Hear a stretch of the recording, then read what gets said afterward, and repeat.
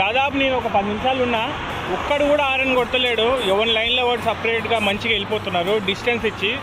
దాదాపు 100-150 స్పీడ్లో ఉన్నారు. బట్ ఏ కారు కూడా ఇంకో కారుకి ఓవర్టేక్ చేయడం, లేకపోతే ర్యాష్గా వెళ్ళడం, ఎక్కడ పడితే అట్లా ఏ లైన్లు అంటే ఆ లైన్లు దాటుకుంటూ పోవడం అయితే లేదు.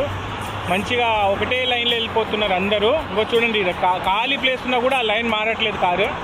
మంచిగా ఒక కారు దాదాపు ఒక 50 మీటర్ల డిస్టెన్స్ ఇచ్చి మరీ నడుపుతున్నారు. ఇదే రూల్ మన ఇండియాలో ఫాలో అయితే చాలా బాగుంటుంది. అసలు యాక్సిడెంట్లు అయ్యి వేల మంది చనిపోయే లిస్టులు తగ్గుతుంది. సో మనకు కూడా ఇలాంటి రూల్స్ పాటిస్తే మనకు కూడా చాలా బాగుంటుంది. చూడండి, కార్లు అయితే ఎంత డిసిప్లిన్గా వెళ్తున్నారు. ఒక్క ఆరన్ కూడా మీకు వినిపిస్తుంది అసలు. దాదాపు ఇట్లే 10 నిమిషాలు ఉన్నా ఒక్క ఆరన్ కూడా వినిపించట్లేదు.